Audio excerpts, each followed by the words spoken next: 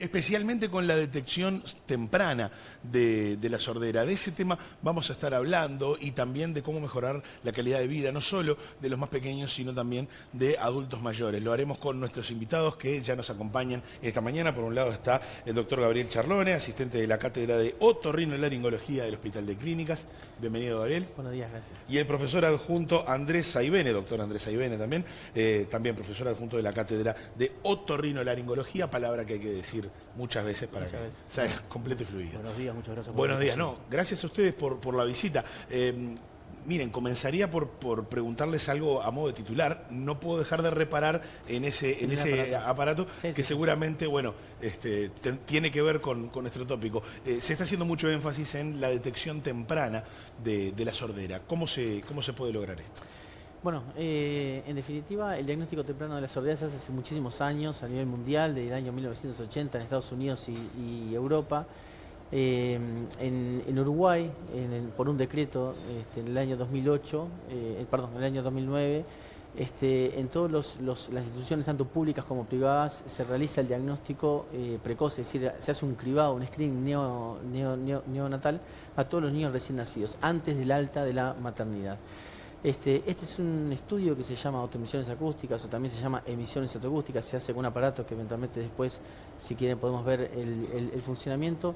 No es un estudio invasivo y lo que hace es detectar fundamentalmente si el niño tiene una buena audición o si eventualmente padece alguna patología auditiva que es pasible de realizar algún tratamiento, ya sea con audífonos o con implantes cocleares, por ejemplo. ¿Cuántos niños nacen con sordera o se les detecta la sordera en ese primer estudio? Más o menos tenemos cifras tanto a nivel mundial como a nivel local, a nivel de Uruguay. Más o menos, si abarcamos cualquier tipo de sordera, nacen unos 300 niños con alguna alteración auditiva por año en Uruguay. Si vamos a lo que es la cofosis, es decir, la ausencia total de la audición, nacen entre 45 a 50 niños con ausencia total de la audición en Uruguay. Bien, y en tanto se pueda mejorar esas diferencias que hay, ¿cómo debería ser el tratamiento o el seguimiento que hay que hacer en los primeros años del niño? Exactamente. Lo que explicaba bien el doctor Charlone, la importancia de hacer un diagnóstico precoz de esta hipoacusia en esos niños recién nacidos es que desde el nacimiento hasta los 6 meses es donde más plasticidad hay en lo que se llama los sectores de la corteza cerebral. Es decir, que la audición es necesaria, ¿no?, imprescindible para formar los distintos centros del lenguaje. Es decir, no solo la audición, sino que se vincula con otros sectores de la corteza cerebral. Ya entre los 2-3 años es que el lenguaje se empieza a desarrollar como tal, pero si no hay una correcta audición desde un inicio, no se logra desarrollar eso con la implicancia que tiene en el futuro de ese niño. Entonces, el diagnóstico tiene que ser precoz. Esta autoemisión acústica es un estudio de screening, es obligatorio, se hace en todos los niños al nacimiento, antes del alta de la maternidad. Es un estudio muy sencillo que vamos a mostrar. Es un aparatito que es transportable, se hace junto al bebé, lleva pocos minutos, no molesta para nada, no duele. Y lo que básicamente nos dice es si el niño escucha o no escucha. Si dice que no escucha, se vuelve a repetir el estudio a los 15 días. Y si vuelve a decir que no escucha, ahí se comienza a estudiar en profundidad a ese niño para hacer un tratamiento correcto y precoz. Dentro de las posibilidades de tratamiento, estamos hablando siempre de prótesis auditivas, desde el audífono externo hasta lo más avanzado en tecnología, que es el implante coclear. Es de perogrullo, pero vale preguntarlo, ¿esto está cubierto por el sistema de salud? Claro, hasta los 7 años, todos estos costos, desde el aparato, el implante coclear, que es muy costoso, con su colocación, que consiste en una cirugía, más el mantenimiento del aparato y la rehabilitación, todo es cubierto por el Fondo Nacional de Recursos y BPS. Ajá. Sí. Y a partir de allí...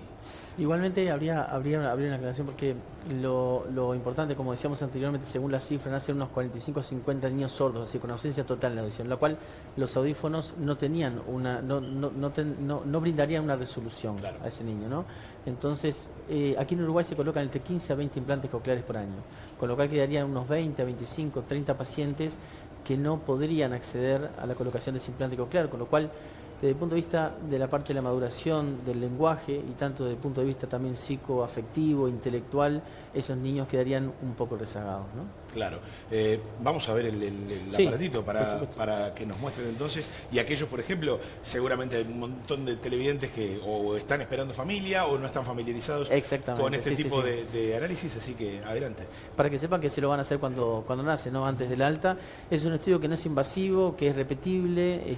Lo que se hace es fundamentalmente, bueno, aquí este es el de marca Aeroskyne, de Maico, pero hay otros tipos de marca. Lo que se coloca es esta oliva, que de color rojo adentro del conducto auditivo externo, que tiene un emisor de sonido y también tiene un receptor. El emisor provoca un sonido que viaja a través del conducto auditivo externo, llega hasta la parte del órgano de Corti, es decir, el oído interno, estimula unas células que se llaman células ciliadas externas, y esas células emiten un sonido que justamente se llama emisiones otoacústicas. Por un mecanismo contrario, el receptor puede captar ese ruido que se llama emisiones otoacústicas y lo grafica en una pantallita, dando dos mensajes: si pasa el estudio o si eventualmente hay que repetir. Sí. Cuando hay que repetir es porque hay alguna patología o eventualmente porque tiene un poco de cera al niño y se repite al tiempo. Doctor, si se presenta alguna alteración, no digamos una falta total de audición, alguna alteración, esa condición, más allá de los auriculares, del audífono, ¿puede llegar a mejorar en base a otro tipo de tratamientos o solamente a través del audífono? Actualmente solamente tenemos dos tipos de tratamiento: los audífonos o los implantes cocleares. Bien.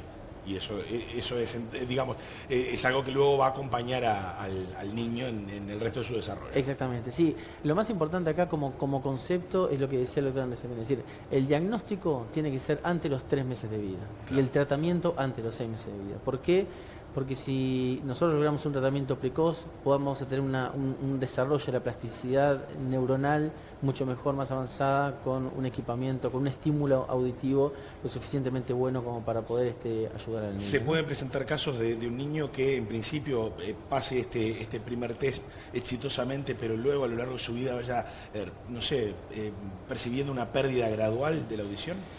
Existen algunos pacientes y fundamentalmente existe un tipo de paciente que se da entre 1 y 1 millón, que es una patología extremadamente rara, es 1 en 1 millón, que a veces puede tener este estudio normal y posteriormente, con el correr de los años, desarrolla una soledad. Por eso es importante no solamente los programas de cribado auditivo con las emisiones acústicas. Lo más importante acá es formar unidades de hipoacusia que realicen un seguimiento de los niños. A pesar de que, por ejemplo, esos niños den bien, si tienen, por ejemplo, factores de riesgo, han sido niños prematuros que han tenido menos de 1.500 gramos al nacer, que las infecciones, por ejemplo, las madres han tenido infecciones por toxoplasmosis, rubéola, citomegalovirus, herpes, o han tenido que tomar antibióticos ototóxicos. Esos niños necesitan un control, una valoración posterior que generalmente se tiene que desarrollar en una unidad de hipoacusia. ¿Y a qué organismo compete conformar esa unidad? A cada organismo de salud, tanto público como privado. Ah, pero es un resorte propio de cada institución. En verdad tendría que estar regulado por el Ministerio. Estado. Sí, por supuesto. Claro. Pasamos al otro extremo de la cadena también, aparte de la población ya adulta, que bueno, también tiene que lidiar con estos inconvenientes. En ese sentido, bueno, ¿cuál es el porcentaje actual de población que va teniendo una pérdida gradual de audición? Bien, todas las personas, a partir de los 30 años comienzan a tener una disminución de la audición. Es decir, con el proceso de envejecimiento, el oído también va envejeciendo, va muriendo células, y esto es progresivo. Entonces, a esa pérdida de audición que se manifiesta clínicamente, principalmente entre la quinta y sexta década de la vida, se le llama presbiacusia, es decir, pérdida de la audición con la edad. De la misma manera que se pierde la visión con la edad, que se llama presbicia, esto es presbiacusia. Esto es a expensas de muerte de células de la audición, principalmente en las células que escuchan los tonos agudos. Ajá. Y es sustituido esa pérdida de audición por un zumbido, que en término médico es acúfeno o tinnitus. Entonces, cuando uno pregunta el porcentaje, va directamente relacionado con la cantidad de personas en ese rango de edad que se encuentran en cada país. Es decir, que esto es progresivo. Si uno lo graficara, si uno viera un audiograma en las distintas edades, podría graficarlo y ver percentiles donde cada persona, según su edad, va a estar ubicado. Y a medida que pasa el tiempo, cada vez va a escuchar menos y va a empezar a confundir las palabras. Que es lo que muchas veces pasa, que la persona confunde las palabras, claro, o que le molestan los ruidos fuertes, no me grites que no soy sordo. Todo eso tiene que ver con lo mismo, tiene una explicación fisiológica y se puede corregir. Se puede corregir principalmente con la prótesis auditiva más básica, que es el audífono externo, y algunos casos seleccionados de lo que se llama hipoacusia neurosensorial profunda, bueno, sí van a ser candidatos a un implante coclear, se van a beneficiar del mismo, pero teniendo en cuenta que no es cubierto por el Fondo Nacional de Recursos. A eso Y estamos hablando de algo muy pregunta. costoso. Claro. O sea que la importancia es, ¿por qué estamos jerarquizando hoy la pesquisa neonatal? Esto tiene que ver con el Día Internacional de la Audición, que es el 3 de marzo.